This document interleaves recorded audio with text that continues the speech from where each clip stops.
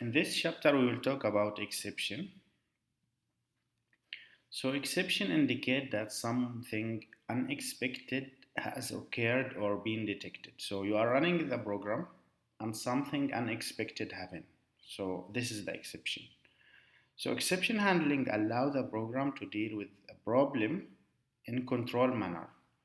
So, some problem happens, but we want to control. Like, if this problem happen, we have to do something. So can be simple or complex as the program design requires. So we can make simple handling or complex handling. So what is exception? Exception is object or value that signal an error. So if some error happens in the program, we say we have exception. So exception is just a signal that an error happens. When we say throw an exception, we send this signal to the program that this problem happened. Catch or handle an exception is to process the exception and to interpret the signal. We will see example later. We have three keywords here: throw. So followed by an argument is used to throw an exception. We have try. It is followed by a block. So this is used to invoke the code that throw an exception. And as I mentioned, we'll see example to make it clear. And we have catch, and catch will deal with the exception and process the exception that is thrown in the try block. So what happens with the exception? We have a function. This function, some error happens inside the function. So this function will throw exception. Okay? When we call this function, the call of this function has to be in a try block. And inside the try block, if the exceptions happen, we will go to the catch block. So let's take example. This is a function, okay? So this is function, the name of the function is total days. It return integer and it compute the total days. So you have to tell me I have 3 days and 7 weeks. This function should return how many days you have in total.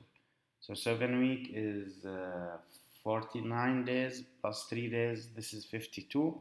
So this is what the function is supposed to do. It returns 7 multiplied by week, because every week has 7 days, plus the number of days that I get as input. But imagine like someone enter, usually the days has to be between 0 and 7.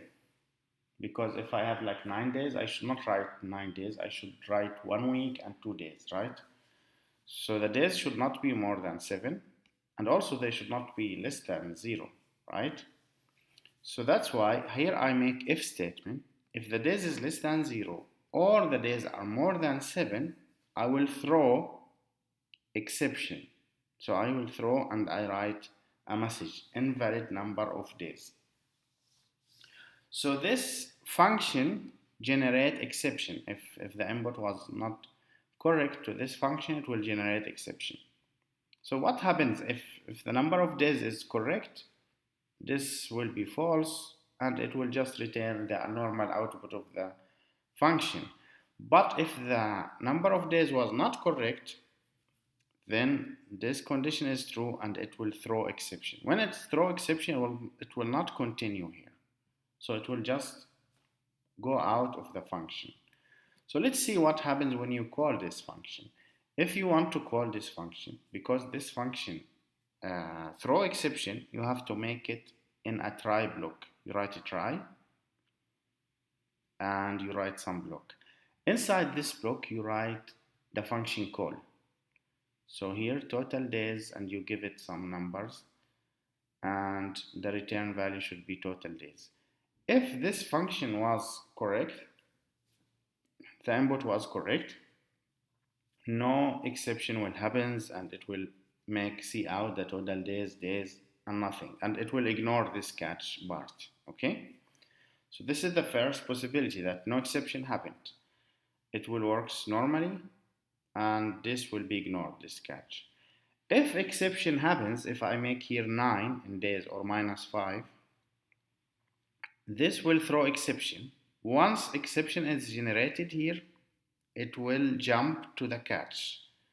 So this line will be ignored. I will not print the total days because when I call the function, an exception happens, so I will not print output. So it will come here to the catch, and this catch accept a character, string of characters, and it will just print error and print the message. So this is what happens in the exception handling. So try block is entered, total days function is called, and then if the first parameter is between 0 and 7, which is mean it's correct, the total number of days is returned and the catch block is kept. We will not go to the catch block. But if exception is thrown, the function and try block are exited and the catch block are scanned for the first one match of the data type that is exception. So in our case, we have one catch, it will be executed. So this is another example. Here in the main, we have int num1, num2. We have the result of the division. So we want to divide number 1 by number 2. So enter two number 1 and number 2. And then he will try. We will call a function called divide. We will make this function num1 and num2. Again, this might make exception. This is function we will write soon. It might make exception. If exception happens, we will go to the catch and print this message. If the exception didn't happen, we will just print the result. Okay, so let's go to the divide. Divide takes to an integer. If the denominator is 0, we will throw exception with this error message. Cannot divide by 0. Otherwise, we just do the division. Okay, return the division.